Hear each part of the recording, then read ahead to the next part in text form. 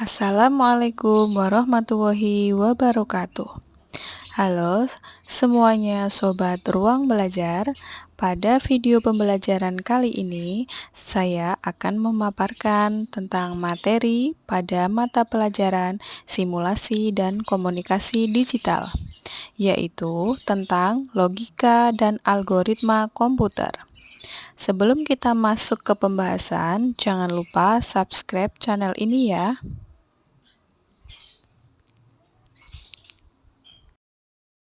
Selanjutnya, apa yang Anda ketahui tentang manusia? Ayo, apa?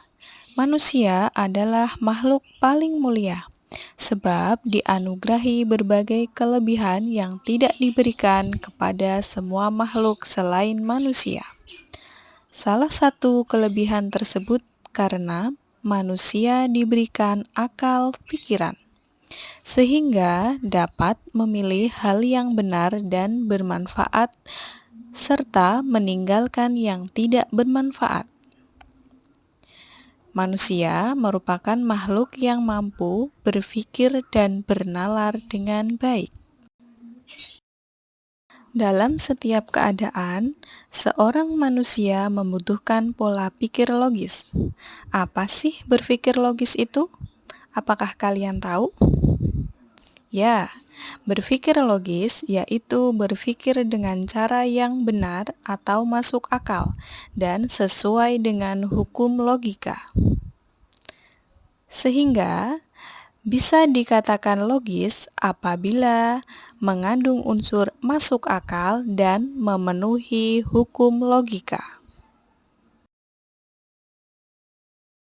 Nah, selanjutnya kita akan membahas tentang logika. Logika berasal dari bahasa Yunani, yaitu kata logos yang bermakna hasil nalar yang diutarakan dalam kata dan dinyatakan dalam bahasa. Logika disebut juga sebagai alat untuk menjaga dari kesesatan bernalar. Seseorang membutuhkan kemahiran bernalar yang logis agar dapat menghasilkan kesimpulan yang benar. Atau bagaimana berpikir dengan benar, itulah yang disebut logika. Salah satu fungsi logika adalah sebagai alat untuk menarik kesimpulan berdasarkan pernyataan-pernyataan benar atau premis yang ada.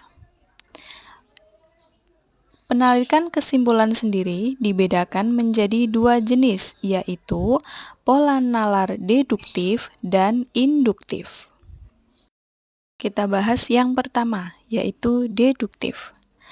Penarikan kesimpulan dari pernyataan benar yang umum ke khusus.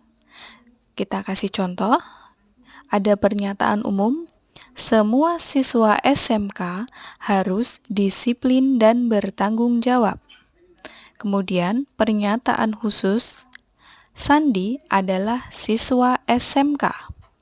Dari kedua buah pernyataan di atas dapat ditarik kesimpulan, Sandi harus disiplin dan bertanggung jawab. Nah, sampai sini paham udah? Selanjutnya adalah induktif. Penarikan kesimpulan dari pernyataan benar yang khusus ke umum. Jadi kebalikannya dari deduktif ya. Contoh, khusus, Vera rajin belajar. Dia mendapatkan hasil yang memuaskan. Pernyataan umum, Yuda rajin belajar. Dia mendapatkan hasil yang memuaskan. Kesimpulan dari dua buah pernyataan tersebut adalah siswa yang rajin belajar akan mendapatkan hasil yang memuaskan.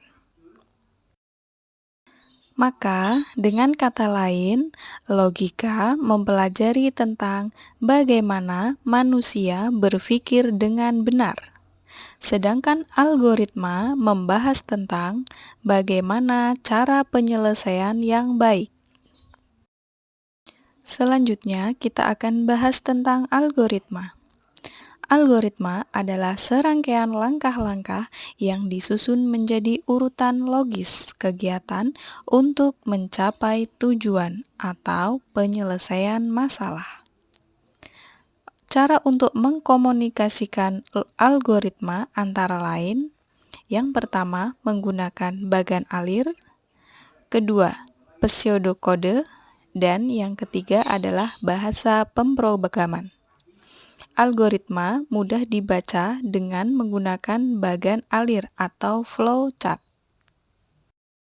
Algoritma sendiri mengandung unsur-unsur sebagai berikut. Yang pertama, algoritma merupakan deskripsi urutan pelaksanaan suatu proses. Yang kedua, algoritma tersusun oleh langkah-langkah instruksi yang logis. Yang ketiga, setiap langkah menunjukkan suatu tindakan atau aksi. Contoh algoritma. Perhatikan ya. Berikut ini saya akan memberikan contoh tentang algoritma. Dina adalah seorang siswa SMK kelas 10. Karena saat ini sedang masa pandemi, maka kegiatan belajar mengajar dilaksanakan secara daring atau pembelajaran jarak jauh, sehingga mengharuskan Dina belajar melalui Google Classroom. Bagaimanakah langkah Dina untuk belajar melalui Google Classroom? Ini dia jawabannya tentang algoritma belajar melalui Google Classroom. Perhatikan langkahnya ya, jadi diawali dengan nomor 1 sampai dengan yang terakhir yaitu nomor 6. Yang pertama, kalian harus download dulu aplikasi Google Classroom, kemudian kalian harus mendaftarkan diri menggunakan akun Google. Yang langkah ketiga, klik tanda plus di pojok kanan bawah, pilih gabung ke kelas. Masukkan kode kelas yang telah diberikan guru, kemudian pilih gabung. Atau bisa juga bergabung melalui tautan yang sudah diberikan guru.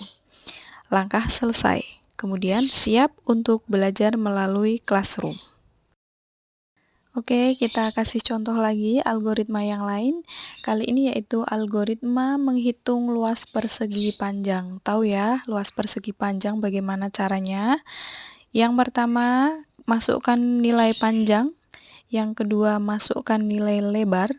Yang ketiga, hitung luasnya, yaitu luas sama dengan panjang dikali lebar. Yang keempat, tampilkan luas persegi panjang. Jadi langkahnya ada 4 untuk menghitung luas persegi panjang. Oke, apakah ada pertanyaan? Jika ada pertanyaan, silakan bisa tulis di kolom komentar atau bisa kalian chat melalui Google Classroom. Ditunggu ya. Baiklah, setelah kalian mempelajari tentang logika dan algoritma komputer beserta contoh yang telah saya berikan, ini ada 2 buah latihan yang harus kalian kerjakan. Yang pertama yaitu buatlah algoritma untuk memasak air. Yang kedua, buatlah algoritma untuk menghitung luas segi 3. Kerjakan pada buku catatan masing-masing. Jangan lupa untuk hasilnya kalian bentuk dalam format gambar atau di foto, kemudian diupload di Google Classroom. Selamat mengerjakan, semoga bermanfaat pada video kali ini, dan jangan lupa untuk like, komen, share, dan subscribe, dan ditunggu untuk video-video pembelajaran selanjutnya.